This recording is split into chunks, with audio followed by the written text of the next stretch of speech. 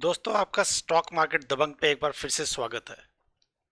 Stock market दबंग पे हमने एक नया प्लेलिस्ट स्टार्ट किया है जिसका नाम है स्टॉक मार्केट दबंग धमाका।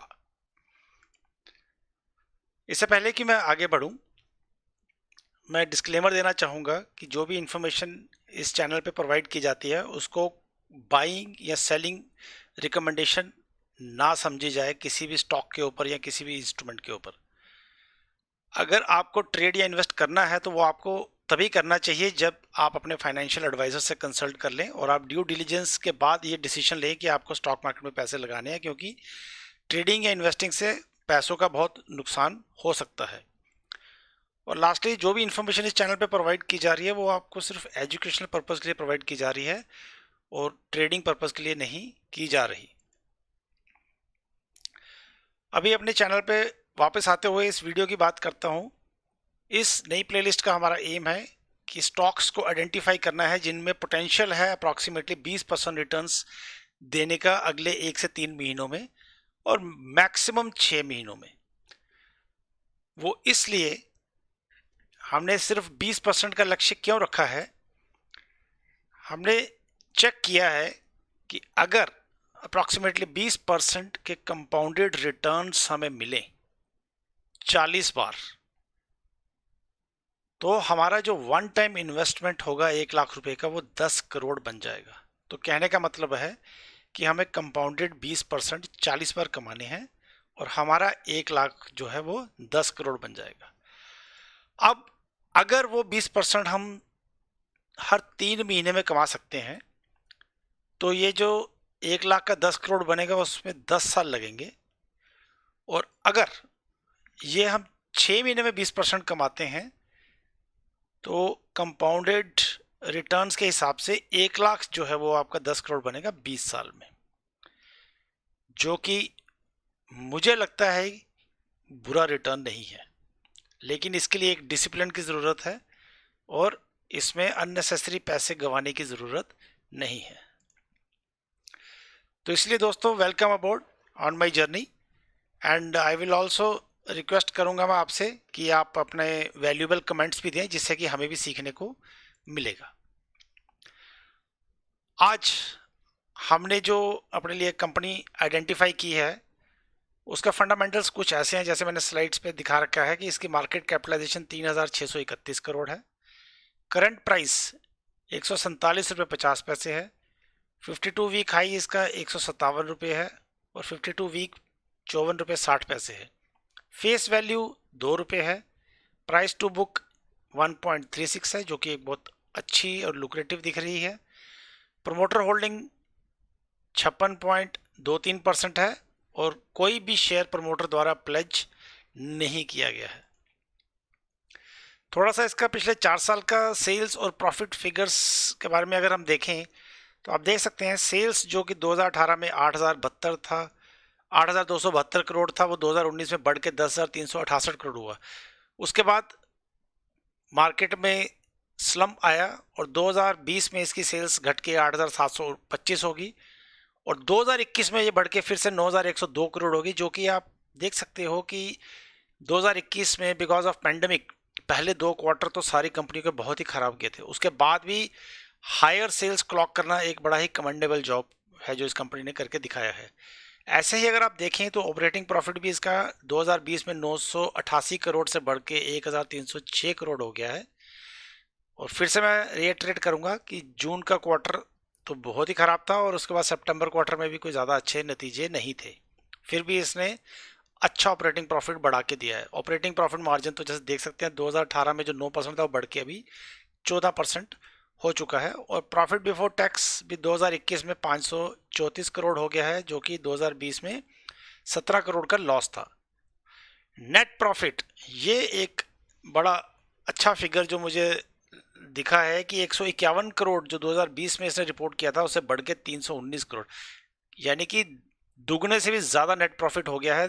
2021 में एज कम्पेयर टू 2020। और इसमें मैं बताना चाहता हूँ कि जून क्वार्टर में बिकॉज ऑफ पेंडेमिक इसने ऑलमोस्ट 199 करोड़ का लॉस रिपोर्ट किया था और रिजल्ट्स जो इसके सितंबर क्वार्टर के भी थे लास्ट ईयर के बड़े म्यूटेड से थे। उसके बावजूद अगर प्रॉफिट को डबल करके बताया है तो आप सोच सकते हो कि कंपनी में कितना दमखम है। 319 करोड़ के प्रॉफिट पे कंपनी का जो अर्निंग पर शेयर है वो 12 रुपये 97 पैसे है, और प्राइस टू अर्निंग इस प्राइस पे और इस अर्निंग पर शेयर पे आता है अप्रॉक्सीमेटली 11.37। मेरे हिसाब से ये कंपनी थोड़ा सा हायर वैल्यूएशन पे ट्रेड करनी चाहिए। इस क्वार्टर में इस कंपनी ने अपना डेट भी थोड़ा कम किया है, जो कि कंसिस्टेंटली स्लोली कम ही हो रहा है, और कंपनी ने बोला है कि 2024 तक वो सिग्निफिकेंटली अपने डेट को कम करना चाहते हैं। छोटे से फंडामेंटल का एक ओवरव्यू देख के अब हम बात करते हैं टेक्निकल चार्ट के ऊपर। हमने टेक्निकल चार्ट का जो एनालिसिस अपने हिसाब से डिटेल्ड में कर रखा है, क्योंकि हम नहीं चाहते कि हमारी वीडियोस बहुत लंबी हो, तो इसलिए हम आपको यहाँ पे एक छोटा सा ओवरव्यू देंगे। Left side of the chart पे अगर आप देखेंगे, पहले तो ये बता दूं कि ये चार्ट एक वीकली कैंडल चार्ट है, हर एक कैंडल एक हफ्ते की कैंडल है। और अगर लेफ्ट साइड में देखोगे तो आप देख सकते हो कि 2017-18 में इस चार्ट ने एक पीक बनाया था और उसके बाद से ये गिरना शुरू हो गया था, बिकॉज मार्केट में बेसिकली एक इकोनॉमिक डाउनफॉल शुरू हो गया था, स्लो डाउन हो गया था, जिसकी वजह से सेल्स नेचुरली सारे सेक्टर्स की कम होनी शुरू हो गई थी। और इस गिरावट की शुरुआत होने के बाद इसने जो लो बनाया है वो आप देख सकते हो, 2020 में इसने पेंडेमिक के समय लो बनाया था, और वहाँ से इसने जो रिकवरी दिखाई है वो एक बहुत ही रिमार्केबल और शानदार रिकवरी है। और जनवरी महीने में तो ये ऑलमोस्ट शेयर 70 से डबल हो गया था, 145 के आसपास चला गया था। और फिर उसके बाद इसमें एक रिट्रेसमेंट आया है, और वो जो आपको मैं लाल सर्कल के अंदर जो दिखा रहा हूँ एरिया, इसके अंदर आप देखेंगे तो कुछ हफ्तों के लिए इसने रिट्रेसमेंट किया है, 2-3 महीनों के लिए, और उसके बाद वापस अपना अप ट्रेंड रिज्यूम कर दिया है। इस अप ट्रेंड रिजम्पशन में आप देखेंगे कि ये जो वीकली कैंडल है इसने प्रीवियस वीक कैंडल के ऊपर जाके बंद कर दिया है, और अभी भी ये प्राइस उसके ऊपर ही मेंटेन कर रही है। सो मेरे हिसाब से ये एक स्ट्रॉन्ग रिवर्सल है आफ्टर द रिट्रेसमेंट, और ये एक नए हाई की ओर जाने के लिए मेरे हिसाब से ये शेयर तैयार है। मेरा जो अंदाज़ा है, ये शेयर को कम से कम अपने प्रीवियस हाईएस्ट क्लोज के आसपास तो पहले जाना ही चाहिए, और हो सकता है कि इस रैली में ये अपने प्रीवियस हाई है जो कि 193 के आसपास का है, उसको भी शायद टच करे। इसी एरिया को अगर हम लाल वाले जो मार्क्ड एरिया को अगर हम डेली चार्ट पे देखें तो वो कुछ ऐसा दिखता है कि ये शार्प राइज हुआ था, फिर उसके बाद छोटी छोटी कैंडल्स बन के इसमें रिट्रेसमेंट आया था, और फिर इस रिट्रेसमेंट के बाद जो अप ट्रेंड स्टार्ट हुआ है, ये अप ट्रेंड आप देख सकते हो कि 2 ग्रीन लाइन की जो चैनल बनी है उसके अंदर बड़े कंफर्टेबली और एक बड़े स्टडी पेस के साथ ऊपर की तरफ बढ़ता हुआ चले जा रहा है। तो छोटा सा व्यू फंडामेंटल्स और छोटा सा व्यू चार्ट के ऊपर देने के बाद मैं आपको बताना चाहूँगा कि जिस कंपनी का मैंने फंडामेंटल्स और ये बताया है उसका नाम है जेके टायर एंड इंडस्ट्रीज। और आप जानते हैं कि टायर सेक्टर कितना इस समय बुलिश है, बिकॉज ऑटोमोबाइल सेक्टर में जो रिकवरी आई है और जो गाड़ियों की सेल्स हर महीने बढ़ती हुई आ रही हैं, उससे टायर सेक्टर्स को बहुत ही ज़्यादा बेनिफिट हुआ और उनकी सेल्स भी बहुत अच्छी बढ़ रही हैं, और हमें भी लगता है कि आने वाला जो नेक्स्ट क्वार्टर भी इस कंपनी का अच्छा होगा। तो इन सब चीज़ों को डिस्कस करने के बाद जो मैं बताने जा रहा हूँ कि करंट प्राइस जो स्टॉक की 147 रुपये 50 पैसे है, हमारे को लगता है हमारे एनालिसिस के हिसाब से कि इसका टारगेट 180 से 190 होना चाहिए इस रैली में, और स्टॉप लॉस होना चाहिए कि अगर ये 138 के नीचे बंद हो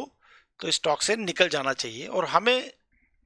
लगता है कि इसे 138 के नीचे ये स्टॉक अब बंद शायद नहीं होगा। मैक्स लॉस अगर होता है स्टॉप लॉस ट्रिगर, तो इसका मैक्स लॉस 9.5 रुपये होगा, जो कि अप्रॉक्सीमेटली 6% लॉस होगा। और अगर ये हमारा टारगेट हिट करता है तो इसका जो मैक्स प्रॉफिट है वो 32 रुपये 50 पैसे से लेके 42 रुपये 50 पैसे होगा, जो कि 22 to 28% के आसपास रिटर्न हो सकते हैं। और हमें उम्मीद है कि होपफुली बाय 15 अक्टूबर अगर टारगेट ये मीट हो सकता है। दोस्तों हमने ये सीरीज इसलिए लेके आए हैं कि YouTube में इतना ज़्यादा नॉइस है, इंट्राडे इंट्राडे इंट्राडे, लेकिन आप सब जानते हैं 95% जो ट्रेडर्स होते हैं इंट्राडे में लूज करते हैं, बिकॉज इंट्राडे में असेसमेंट करना एक बहुत ही डिफिकल्ट काम है और उसमें हारने के चांसेस ज़्यादा रहते हैं और कमाने के चांसेस कम रहते हैं। और उसी के कंपैरिजन में अगर हम स्विंग या पोजिशनल ट्रेड लेके देखें तो हमारा जो एरर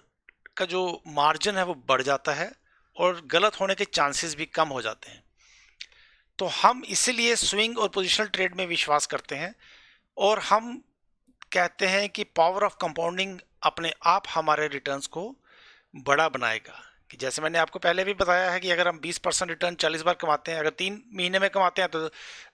1 लाख रुपया 10 करोड़ हमारा 10 साल में हो जाएगा। अगर 6 महीने में 20% भी कमाते हैं तो हमारा 1 लाख रुपया 10 करोड़ जो है वो 20 साल में हो जाएगा, जो कि एक बुरा रिटर्न ऑन इन्वेस्टमेंट नहीं है। मैं आपको ये भी बताना चाहूँगा कि आने वाली हमारी जितनी भी रेगुलर वीडियोस होंगी इस प्लेलिस्ट में, उसमें हम अच्छे अच्छे स्टॉक ढूंढ के लाने की कोशिश करेंगे और आपको प्रीवियस स्टॉक्स की जो ओपन पोजीशन है उसके बारे में भी अपडेट करेंगे कि वो कितना लॉस में चल रहा है, कितना प्रॉफिट में चल रहा है, स्टॉप लॉस हिट हुआ या नहीं हुआ, या टारगेट हिट हुआ या नहीं हुआ। तो इसी के साथ दोस्तों मैं अपनी वीडियो ख़त्म करता हूँ and I wish you all happy investing.